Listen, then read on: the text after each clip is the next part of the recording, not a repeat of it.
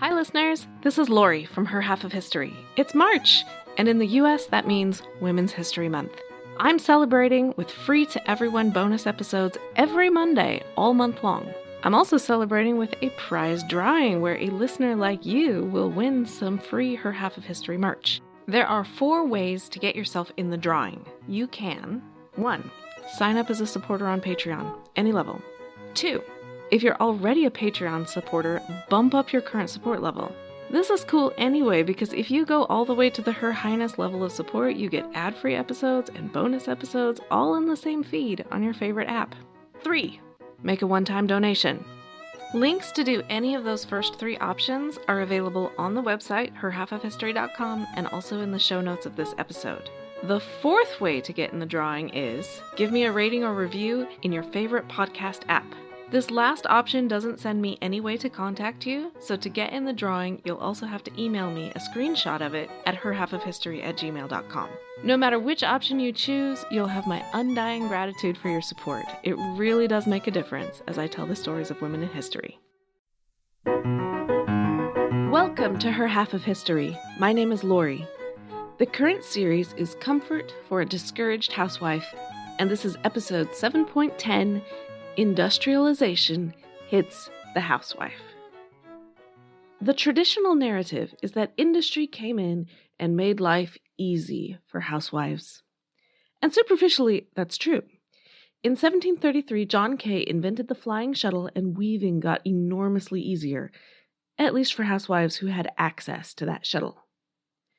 In 1764, James Hargreaves invented the spinning jenny, and boom, just like that, hand spinning was taken entirely off the household chore list, at least for housewives who had access to store-bought thread. The industrialization of whale hunting, and then in 1854, the refinement of crude oil into kerosene, meant housewives didn't have to make candles or rushlights. Trains and steamships meant goods of all descriptions were shipped to you, so no more making your own lye, no more grinding your own grain, no more churning your own butter. It sounds very much as though housewives are increasingly living a life of idleness and luxury with nothing to do but sit on the couch and eat bonbons, right? And yet, the comments from women themselves do not bear that out. In 1795, Martha Moore Ballard wrote, "A woman's work is never done, and happy she whose strength holds out to the end of the sun's rays." In 1845, Harriet Beecher Stowe, who is still a housewife at this point, wrote in a letter, "I am sick of the smell of sour milk and sour meat and sour everything, and the clothes will not dry, and no wet thing ever does, and everything smells moldy, and altogether I feel as if I never wanted to eat again, and my unfortunate household has no mainspring, for nobody feels any kind of responsibility to do a thing in time, place, or manner, except as I oversee it." In 1862, Gro Svensson, a young Norwegian immigrant, wrote home to her parents, "We are told that the women of America have much leisure time, but I haven't yet met any American woman who thought so." In 1885, Lois Walker Morris, a housewife in Utah, wrote in her diary, "Tuesday the 24th, arose before 6, weather fine, did housework and ironing, repairing in the eve, feel almost sick with fatigue." These women span almost a century in time, one of the most momentous centuries in history. Their access to technology was vastly different, and yet their complaints sound remarkably similar. You'd hardly know one complaint from the next. So are housewives just whiners? Or is something else going on? In case you're in any doubt, yes, something else is going on. As I talked about last week, the pre-industrial housewife was a joint economic partner with the husband in providing for the needs of the family. Industrialization brought profound changes for housewives, but the changes for the husband were initially even more dramatic. A housewife was originally responsible for ensuring that her family were fed, clothed, clean, and healthy. Industrialization changed the tools she used to accomplish that, but the responsibility remained the same. For the husband, it was different. In pre-industrial times, a husband who owned or rented land provided the family with raw materials like grain and flax and wool and meat. He also provided some finished products for the family, possibly like furniture and tools and shoes. Industrialization meant you bought your cloth, so there was no need to grow flax or shear sheep. The husband's contribution there has been completely eliminated. The housewife does get out of spinning and weaving, but not sewing. She still has a job to do. Or take providing the daily bread. In many places, the man grew the wheat or whatever grain. Depending on time and place, it might also be his job to grind it, or at least to hitch up the horses and take it to the local miller. If you order your flour from the general store, his job has been eliminated, but someone still has to roll that flour out in a tortilla, flip it in a pancake, stir it up as porridge, or bake it in a loaf. The housewife still has a job to do. It's the same with meat. If you buy your beef, the husband does not have to do the feeding, watering, mucking out, and slaughtering, but the housewife still has to do the cooking. In some households, the man had been a craftsman all along, as in a carpenter, blacksmith, cobbler, or whatever, but those men worked in a shop that was probably part of their home, and often traded directly for the raw materials or goods he was not providing himself. Those jobs, too, were eliminated as the capitalists with cash and big machines undercut his prices and raised the expected quality. The elimination of men's work didn't mean men could lie around idle. Far from it. The family still needed his labor, but increasingly what they needed from him was neither raw materials nor finished goods, but cold, hard cash. The big capitalists typically didn't want your homemade goods in trade, so the only way to buy all these fancy new products was with money. You got money from jobs that were now at a factory or an office, not in the fields surrounding your home or in the workshop attached to your home. Prior to industrialization, the word housework did not exist because most people, male and female, worked in or near the house regardless of what kind of work they did. With industrialization, the men up and left. This can be interpreted in two ways. The men left home because they were driven out by the need to find money for their families, or the men left because they were free to explore other opportunities with all their newfound empty time. Plenty of women were also driven to outside employment, and I'll talk about that a bit more next week, but in no sense could you say women were free to explore other opportunities because they had a load of new free time. The historian Ruth Schwartz Cowan wrote a landmark book in the 1980s called More Work for Mother, in which she makes precisely the opposite point. The burden on women actually increased because of industrialization. A few examples. In colonial America, cornbread was a staple, especially in the form of a Johnny cake. Corn grew well here, and it was easy to make. But when you start buying finely processed white flour instead, what you make is yeasted white bread. I can personally attest that making yeasted white bread requires more skill, labor, and time than making cornbread. But it was now within reach for many women and a status symbol. Therefore, a housewife with pretensions to upward social mobility had to make it. Fluffy cakes were even more pretentious. In 1796, Amelia Simmons included a handful of cake recipes in her book American Cookery. I'm finding it hard to give an exact number because some of the things she calls cake would not be called cake now, but a handful would be. Only one of them says anything about frosting. None mention fillings. By 1896, the wildly popular Fanny Farmer cookbook is an altogether different beast. The chapter on cakes has 57 recipes in it, and there's a separate chapter for cake fillings and frostings, and still a separate one for fancy cakes and confections. Standards had certainly risen. And it wasn't just about access to white flour. The industrial-made cast-iron stove made it easier to make multiple dishes and even multiple courses. So women who once provided one-pot meals because that was all they could do, gradually made mealtime far more elaborate than it had been before. It is true that factories relieved women of spinning and weaving, but cheaper cloth meant people owned far more clothes, and for a very long time the factories did not save the housewife from one single stitch of the sewing, and certainly not from laundering all those clothes. Basically, the time an industrial housewife saved in one area was eaten up by increased expectations in another area. Furthermore, she had lost the ability to share the work with her family. Traditional divisions between men's and women's work had always existed, But since they were all working nearby, there were times when they helped each other out. Many a woman helped in the fields at harvest time, and many a man helped cook dinner when his wife was sick or pregnant. But now he wasn't there to help out. If he didn't go to work, he lost his job, and that would not help anyone. Children, too, had always helped on the least skilled tasks like carrying wood and milking, but increasingly they left too, some to school and some, unfortunately, to the factories. The housewife was alone in a way she never had been before. It was still true that many households, and not just rich ones, hired help or enslaved help. A woman on her own simply couldn't do everything required to manage a household. But only in very rare cases did that mean the housewife didn't work at all. She couldn't afford that. So the most arduous tasks went to the servants and slaves: floors, laundry, small child care, plain sewing, etc. Often the housewife kept the tasks that required judgment and creativity: fine sewing, cooking, and the like. Managing the servants was a task in and of itself.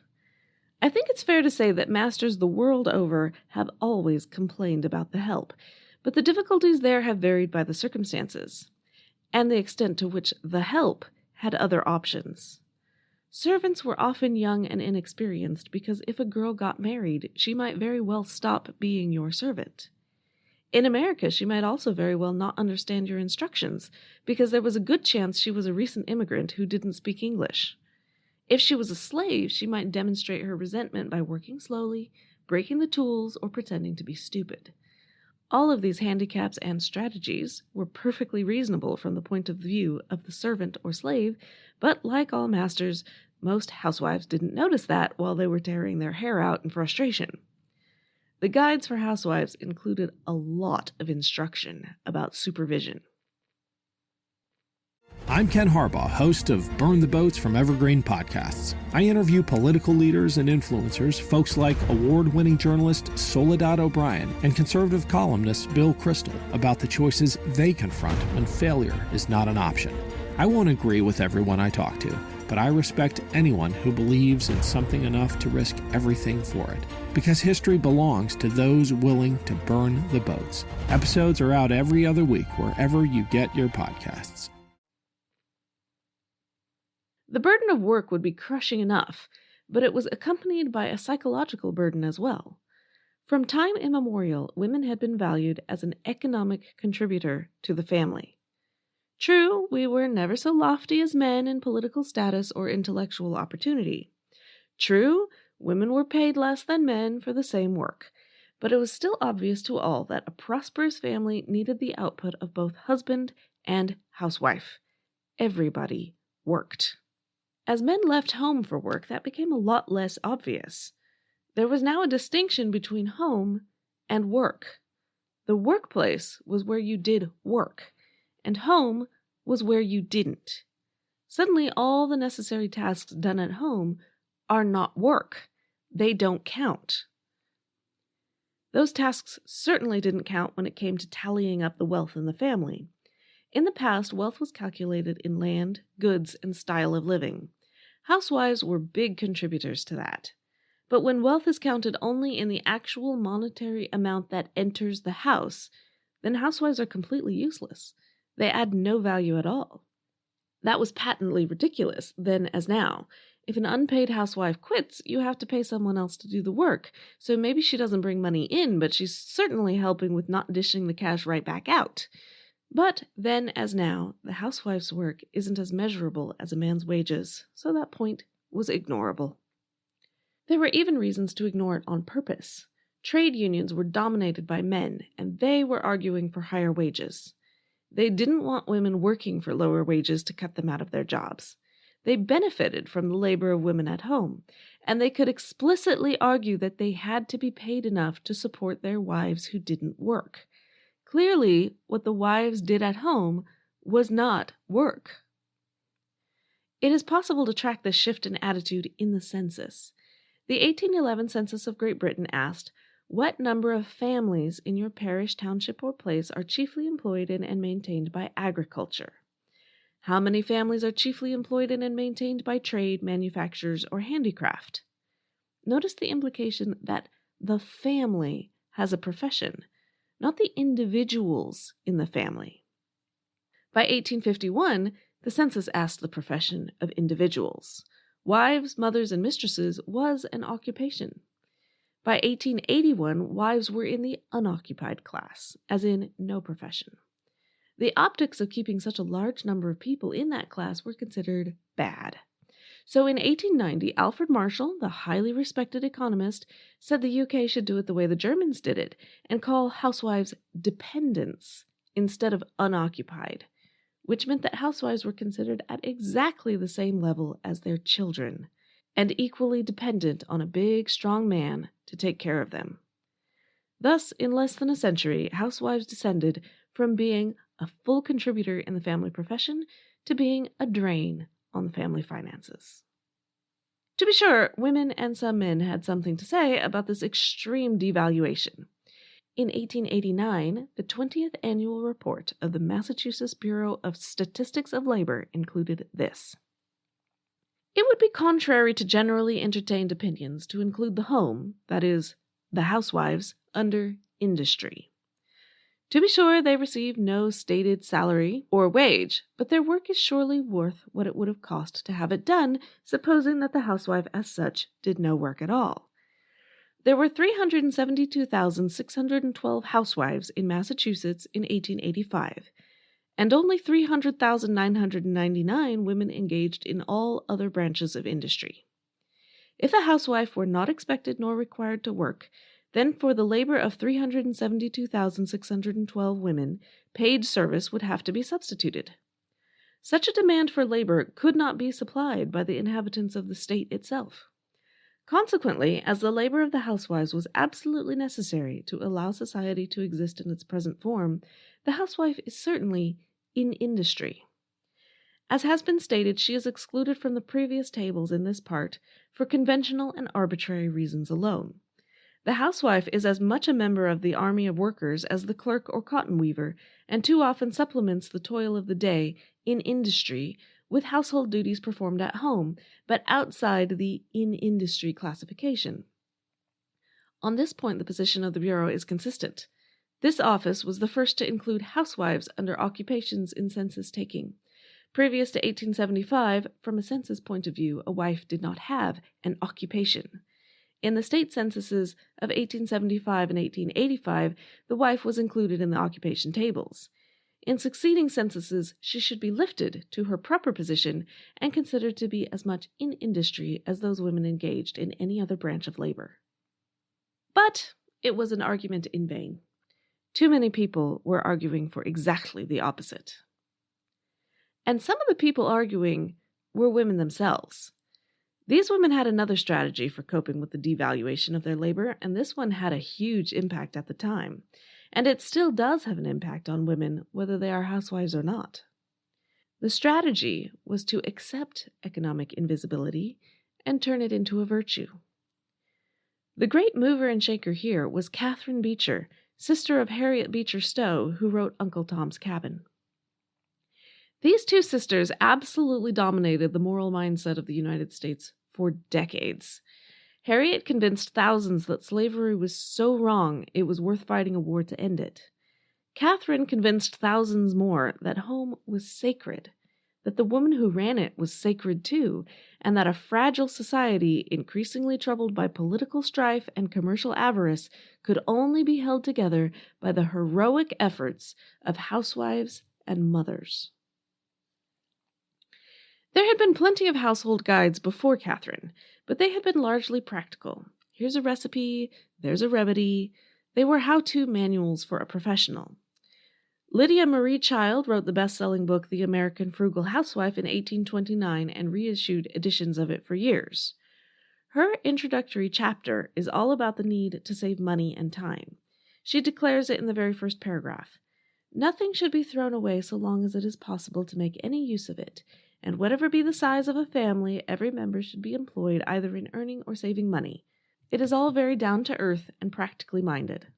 It is a far cry from Catherine Beecher's introduction to her 1841 bestseller, A Treatise on Domestic Economy. She wrote, "The woman who is rearing a family of children, the woman who labors in the schoolroom, the woman who in her retired chamber earns with her needle the mite which contributes to the intellectual and moral elevation of her country, even the humble domestic whose example and influence may be molding and forming young minds, while her faithful services sustain a prosperous domestic state, each and all may be animated by the consciousness that they are agents in accomplishing the greatest work that ever was committed to human responsibility. It is the building of a glorious temple, whose base shall be coextensive with the bounds of the earth, whose summit shall pierce the skies, whose splendor shall beam on all lands, and those who hew the lowliest stone, as much as those who carve the highest capital, will be equally honored, when its top stone shall be laid, with new rejoicings of the morning stars and shoutings of the sons of God. Being a housewife, or doing any such related labor, was now not just a profession, but a calling. And you shouldn't need to be well paid to do the morally right thing, now should you? To do it for money would actually be the entirely wrong motivation. In fact, we will frown on any attempts you might make to step out of the home where you are so desperately needed. Catherine Beecher was not the only proponent of the doctrine of separate spheres, but she was very successful in promoting it. Out in the sordid world, men were acknowledged as king, but in the home, women were the superior. It was their domain, a spiritual haven against the greedy commercialism of the world outside. In the modern world, there is a tendency to sneer at Catherine's religious idealism and the obvious holes regarding women who didn't fit the housewife mold. No one seemed to notice that Catherine herself did not fit the mold. She never married, had no children, and maintained a successful career. But there is no doubt that Catherine's views gave pride and purpose to generations of women who would remain tied to the same tasks either way. Catherine lifted them out of being mere drudges, barefoot and pregnant in the kitchen, while the real business of life happened elsewhere. The home and the kitchen are the real business of life, Catherine would have said, and housewives were lucky to be the ones doing it. Catherine was fully aware that housewives in general were overworked and undervalued. Addressing that was the whole point of her life's work. She wrote, "The number of young women whose health is crushed ere the first few years of married life are past would seem incredible to one who has not investigated this subject, and it would be vain to attempt to depict the sorrow, discouragement, and distress experienced in most families where the wife and mother is a perpetual invalid. This evil results," she continued, "mainly from the fact that young girls, especially in the more wealthy classes, are not trained for their profession. In early life, they go through a course of school training which results in great debility of constitution, while at the same time their physical and domestic education is almost wholly neglected. The measure which, more than any other, would tend to remedy this evil would be to place domestic economy on an equality with the other sciences in female schools. This method will secure a dignity and importance in the estimation of young girls, which can never be accorded while they perceive their teachers and parents practically attaching more value to every other department of science than this. When young ladies are taught the construction of their own bodies, and all the causes of domestic life which tend to weaken the constitution, when they are taught rightly to appreciate and learn the most convenient and economical modes of performing all family duties, and of employing time and money, and when they perceive the true estimate accorded to these things by teachers and friends, the grand cause of this evil will be removed. Women will be trained to secure, as of first importance, a strong and healthy constitution, and all those rules of thrift and economy that will make domestic duty easy and pleasant."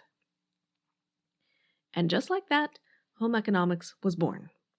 Only it wasn't called that yet. But Catherine's book was intended as a textbook for use in school. No longer would a girl rely on her mother or common sense to teach her how to run a household. Now she had experts to teach her. This was a trend that would continue into next week's episode on the 20th century housewife. Catherine's idealistic preface was followed by an enormous amount of practical information. Not all of it would belong in a modern home ec class. It has a chapter called On the Care of Health, with information and diagrams of the skeleton and muscles. The chapter on cleanliness includes dental hygiene advice. She also covers rising early, proper manners, giving in charity, how to care for the sick and for infants, how to iron, how to get rid of insects, how to propagate plants, and whether you should pay children for doing chores or not. It even explains why boys should be taught these skills as well as girls. It's an absolute wealth of information, and she followed it up with further book after further book for decades. By 1873, Catherine's latest book was not a textbook for students, but a guide for a housewife in the thick of the battle. She concludes with a chapter which suggests that she had figured out that for many women, domestic duty was anything but easy and pleasant. It's called Comfort for a Discouraged Housekeeper, and it is the inspiration for the title of this series. Catherine beats no retreat from her lofty idealism. There is no recognition that the downside of making housekeeping a moral duty is the guilt that besets you if you aren't doing such a great job at your moral duty. The comfort she offers is not actually all that comforting, to be honest. There's a fair bit about how it's really all the fault of the parents and teachers who failed to train you properly, so you are more entitled to sympathy than blame. I suppose some might find that comforting, but I do not. But she follows that up with advice about not trying to do everything perfectly all at once. Calculate what things you find you cannot do and strike them off the list as what are not among your duties, she says. In other words, don't even try to do everything. Set reasonable expectations and add more in when or if you can.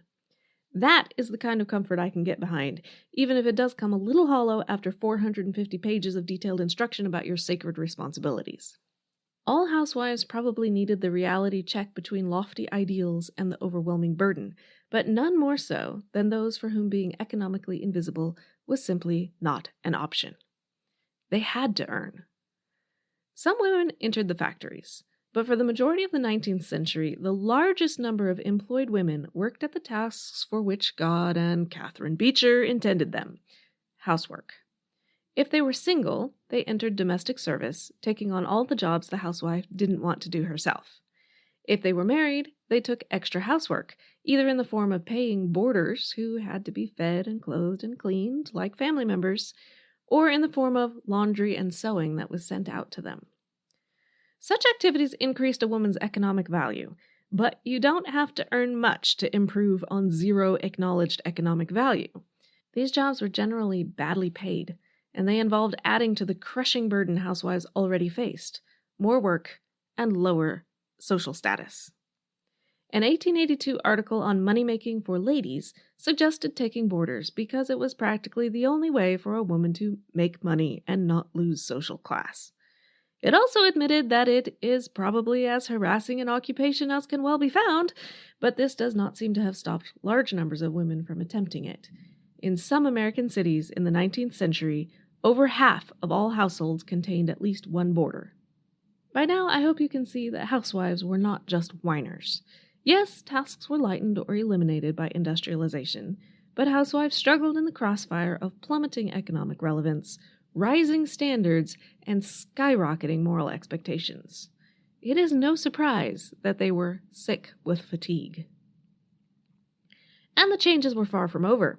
As we head into the 20th century, industrialization will keep right on hitting, and it will expand to more than just the American and European women I was able to talk about today. But that's next week. The most major of my major sources for today was Ruth Schwartz Cohen's brilliant book, More Work for Mother. You can find a transcript, pictures, more sources, and a donate button on the website at herhalfofhistory.com.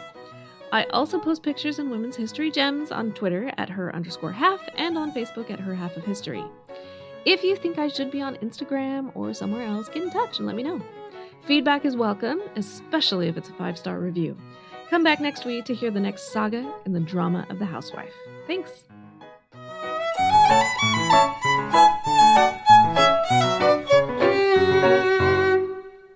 It's tax season, and at LifeLock, we know you're tired of numbers. But here's a big one you need to hear. Billions. That's the amount of money in refunds the IRS has flagged for possible identity fraud.